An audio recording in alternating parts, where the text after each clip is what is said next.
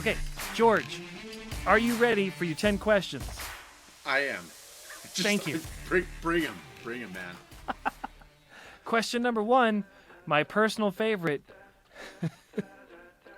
Would you choose a Batman's utility belt or a fanny pack? For the look of the thing, I'd have to go with the utility belt. I think that the fanny pack was a bizarre idea, and I don't know how someone looked at that ever and thought like, that's fashionable. And so it's a fashion thing, and the reveal here is that I do think a lot about appearances. I know that that's not the best, most flattering thing about a person is that they worry over much about things like that, but I'd rather have like something that makes me look intimidating. Don't mess with me, if you can believe it. But the utility belt, absolutely. Nothing says "don't mess with me" more than a yellow utility belt. Than dressing like Batman. Dressing like Batman. That man's no, psychotic. This is just the belt. You don't get the cowl. The belt. I know. But hey, that puts me a step closer to the goal. It's like, well, now all I need is the mask and cape, and I'm good. It's a piece. It's like the cosplay costume that takes 20 years to put together. Oh, yeah. Oh, that's great. Okay, question number 2. What is your favorite movie? Groundhog Day. Easily. Ooh. What about Groundhog Day? Well, the reason why is because, as a matter of fact, life is actually really mundane. The things that we do day in and day out are actually very much the same. We get up, we eat breakfast, we get ready for the day, we go out, we work, or we play, or whatever it is, then we have lunch, and then we do play, work some more. But it consists of, by and large, very many of the same activities. Mm-hmm. We have our habits, we have our push-ups, we have, whatever it is that we do. But finding joy in that mundane day-to-day living is actually, I think, one of the greatest blessings. And that's what I love so much about that movie. I could literally watch Groundhog Day again and again and again and again. Okay, so right. Because I keep on thinking like this is teaching me something really wonderful about how unexciting life is most of the time, and appreciating that. And it's made me very happy to be able to do that. That's fantastic. I'd ask you how many times you've seen Groundhog Day, but I'm guessing. I'd say, honestly, probably about 8 or 9. All right, here we go. Question number 3. What is your favorite quote? It's an old Jewish proverb, and it is, this too shall pass. What's very interesting about that proverb is that all things pass. And that gets me through a lot of hard times. When you're going through a hard time, this too shall pass is very comforting. And what's even more interesting about that is that the Jewish language is constructed differently in one key respect from every other language I'm aware of. There is, in all languages, there is a grammatical construct called the copula. And the copula is effectively A equals B, whereas equals is the copula. In English, the copula would be the verb to be. And there are other copulas as well, but the key thing is that within the Hebrew language, they actually have a to be verb, and the to be in the present tense can only be used for one being, and that is God. I don't speak Hebrew, so I'm just taking it in as fact. Well, what's so interesting, well, let me misteach you then, that like to be, it's in the Bible. When you look at the Old Testament and God is speaking to Moses, he says, Moses asks him, who should I tell, when I say to Pharaoh, like, that I'm here to represent you, I mean, who should I say to him I'm representing?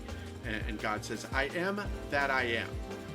And you'll notice that phrase, I am, this use of the copula, is only used for God. He reserves that especially to himself. And so where this goes to, how I relate this to this too shall pass, is that there's only one real constant, and that is God. For me, my faith is very important in my life.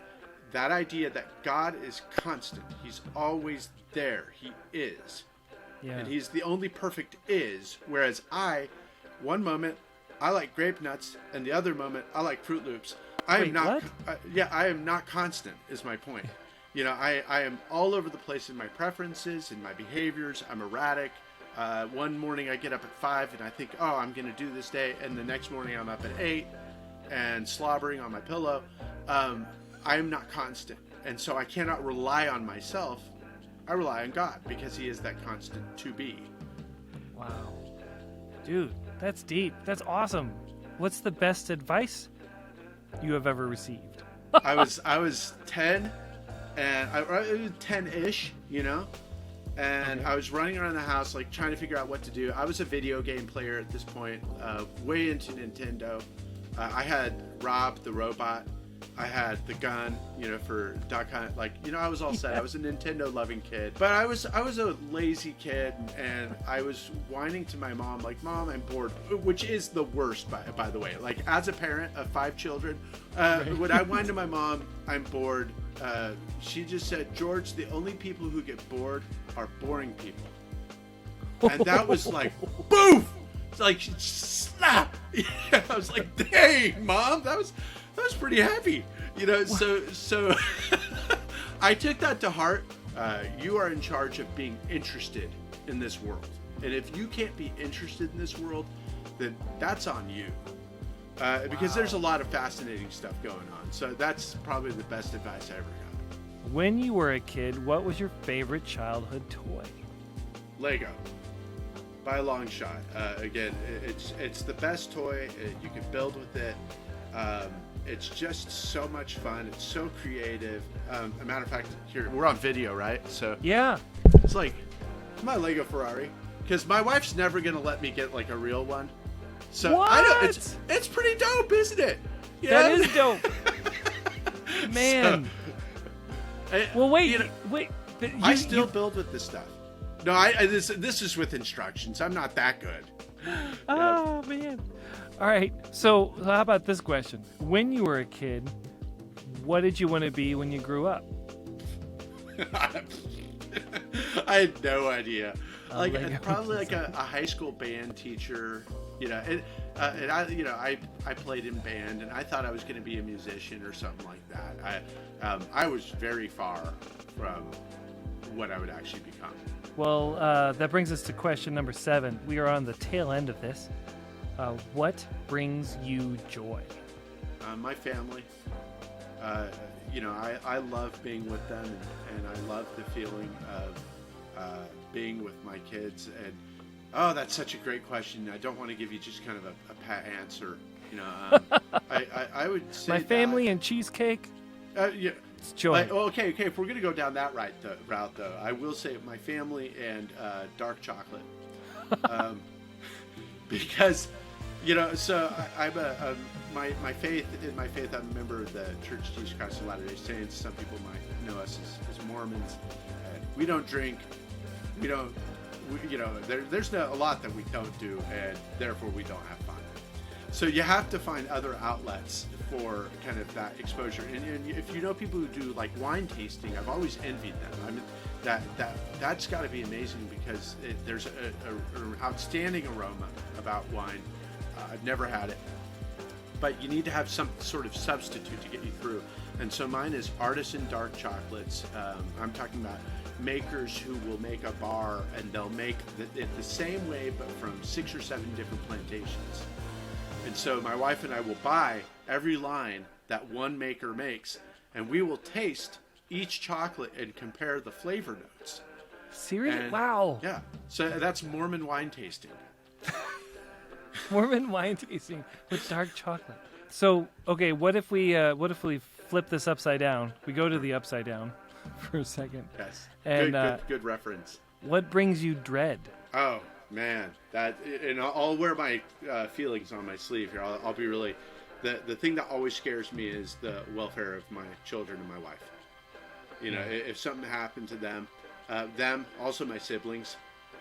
And I don't like thinking that way. I don't like morbid thoughts. So I kind of like, the thought occurs and I'm like, nope, not going there, because it's so much dread that it's unpalatable. Even to talk about it just feels kind of like, I don't even like talking about it. But that would be the honest answer. But dread in a kind of more, casual way. Dread is, I don't like the idea that somebody is suffering on account of something that I did. Like I've had mishaps in my own business where I did not completely do right by the customer. And I'm not talking about dishonesty. I'm very strict about, making sure that I'm upfront with my customers, not lying to them. That's not an issue at all. It's just a matter of incompetence, where I do something where I'm like, that was, a bonehead mistake. That does cause me dread as well. Yeah, I get that. So what about this? What is one thing that you would really like to accomplish but cannot do by yourself? Wow, I've never been asked that question before. I'm a coach. No, it's good. I cannot do by yourself. Yeah. Something that I cannot do alone. It's raising a family successfully. I rely on my wife. We push ourselves pretty hard as parents. But I do believe that my number one commitment to anybody, here on planet Earth is to my wife.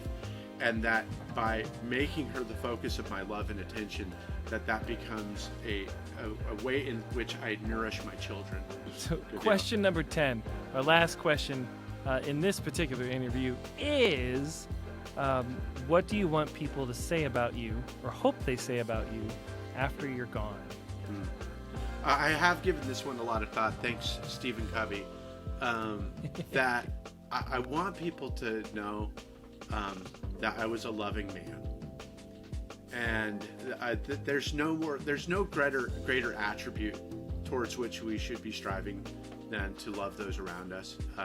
And I know that it sounds trite in a way, but and I don't really know how to give it kind of a better answer, maybe a more deserving answer. But I do want to be successful in business. I want to be a wise manager of the resources that I've been given.